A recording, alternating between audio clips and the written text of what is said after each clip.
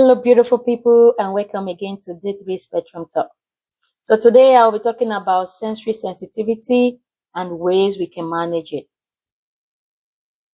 Sensory sensitivity is not only applicable to kids on the autism spectrum. Even as an adult, we get sensitive to some things. But what I'll be talking about today is mostly for kids on the autism spectrum, ways in which you as a parent can help them manage their sensitivity. First, what is sensory sensitivity? This is a personal disposition to being sensitive to subtle stimulus and being easily over aroused, by external stimulus. What are these things? It can be to noise. It can be to anything. You can be sensitive to anything in your environment. So what are the ways we can manage it, especially with kids on the autism spectrum? First, using a visual schedule. Most kids on the autism spectrum, they get used to their schedule. They don't want you to tamper with their schedule. And some transitioning, they find it difficult transitioning. So when you have the schedule, it makes it easy for you and for them too. So once you have your schedule, you have them visually, okay, the first thing you do, you brush your teeth first in the morning, put them in the picture, put them in the order how it should go throughout the day. So when you have that, it's going to help them to be able to skate through the day. And another thing is giving them warning when you're transitioning from one activity to another activity. Okay, when you wake up in the morning, the first thing you do is make your bed. And then you let them know, okay, when you're done making your bed, you're going to the bathroom to go brush your teeth, telling them what is next so they don't tantrum along the way. And you as a parent, you're also getting ready for work too. So you don't want anything to keep you waiting or make you late for your work too. So the best thing is to give them warning when they wake up in the morning. Oh, good morning, honey. Good morning, sweetheart. Either way, you greet your kids when they wake up in the morning. Okay, first we got to make our bed. Then after making the bed, we go to the bathroom to go brush your teeth. While they are brushing their teeth, you tell them what is next, what is going to happen next. So they know you're getting them ready what is going to happen next. So doing this is going to help them. Not that you just like barging into what they are already enjoying and you just break. It's just like you break in transmission, let me put it that way. So they can get sensitive to that too.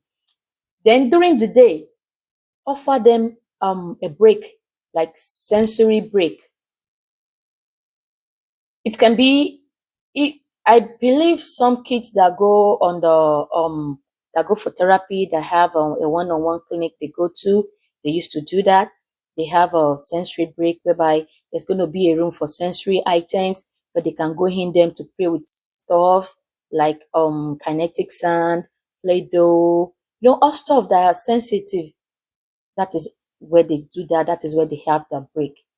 And as a parent, you also need to identify what triggers your child. Some kids get triggered by noise, some get triggered by lights, some get triggered by crowd. So you have to be sensitive. You have to know what triggers your child. So you have to take precaution when something of such is about to happen. Like, okay, we're going to a birthday party, there's going to be noise. There's going to be music. So once you know what triggers your child, you know how to prepare yourself when you're going to a birthday party. You know your child doesn't like too much light. You're going into a room that's a light. You know what to do first. Switch off the light before you go into the room. You're going to a crowded place. You know your child do not like being in the crowd. So those things are very important to know as a parent. Know what triggers your child. And another thing is give them vocabulary for feelings and emotions. Like when something happens, like maybe you hurt yourself or they hurt themselves, let them understand what that feeling is. Oh, I hurt myself. It hurts so bad. Let them understand that feelings, because some of those kids, they do not understand feelings. They do not understand emotions. So you as a parent are the ones that is going to be giving them guidelines. Give them vocabulary to be able to, okay, when someone is crying, let them know, oh, that is crying. She is crying. When someone is mad, oh, she's mad.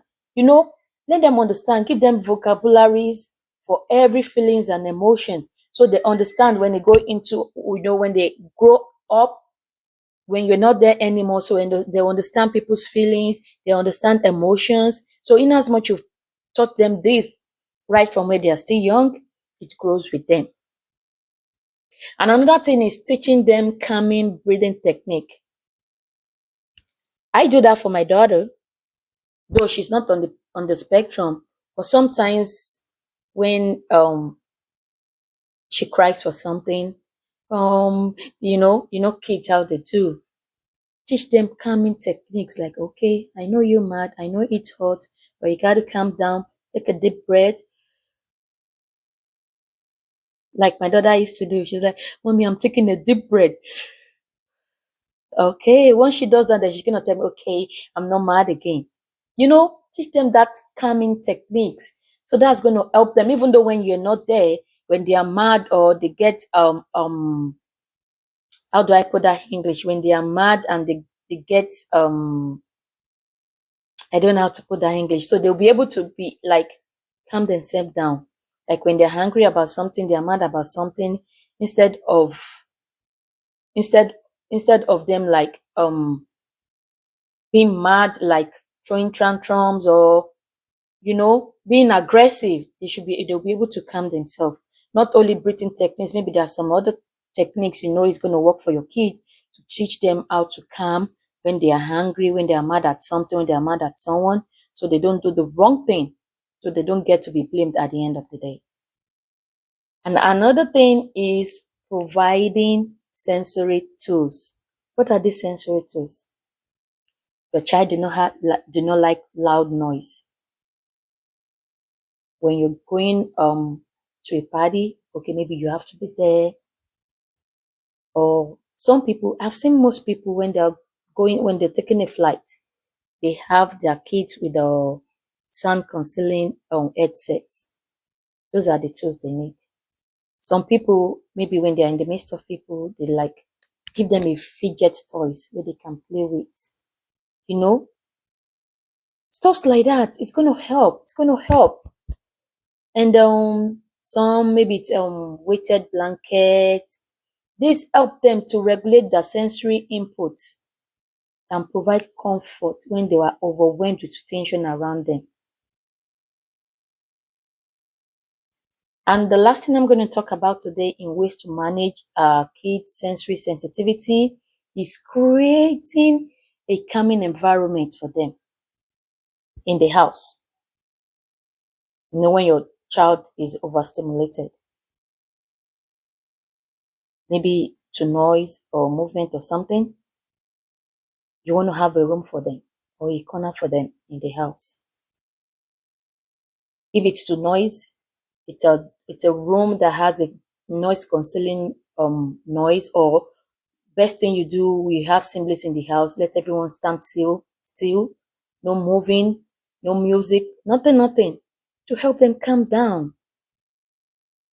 And some, it's going to be, maybe you have a designated place you have in the house where there is no lights, the colors, all these calming colors that they have. Put all those beautiful colors in the room for them. Make the room very dark, not too dark. It depends on the kind of sensitivity to light your child have. Put those colors in there. No noise, all those things. Just have a place that's been designated for your kids. All of this is going to help them. It's going to help you to manage their sensitivity. Because some child, once they are being sensitive, they get overhyped, they can't control it anymore. That you see some people, they fidget, they go up and down. Some, you see them, they cover their ears with their hands when there's a loud noise. Somewhere in the midst of people, they don't feel comfortable. Some, when they see light, they're like, oh, they are, once you'll be able to identify what triggers your child, it will be very easy for you to manage it. It's just like a child that have allergies. You know what your child should eat and what your child should not eat. So it's the same thing with this. Once you know, okay, my kid have an allergy to this food, so you don't let them eat this food. You let people around them, even at school, let them know, oh, my kid is allergic to this kind of food. So the same thing if your child is sensory sensitive. Let people around you know, even at school, let them know, oh, my kid is sensitive to this, my kid is sensitive to that. And if it is in a situation where those sensitivities cannot be avoided, get them the tools they need. The tools they need to be able to help them manage that situation with ease. So please, mom, friends, families, let's be aware of what triggers our kids, our nephews, our cousins, our friends. Let's be mindful of what triggers them so we can know how to avoid those things that triggers them, how to not go into it so it doesn't trigger them again. Okay, thank you for watching, and do not forget to subscribe. The Three Spectrum Talk, we're on Facebook, we are on Instagram. So like, share, subscribe, tell a friend to tell a friend, and don't forget to press on the bell so whenever video comes up, you get to know. And thank you for always. And I'm welcome to any suggestion, questions, input, just anything you think that can help to improve on this. Just put it up there. You have a question, put it up there. Comment, like, share, subscribe, and do everything to make this channel grow. Thank you once again, and see you some other time. Bye.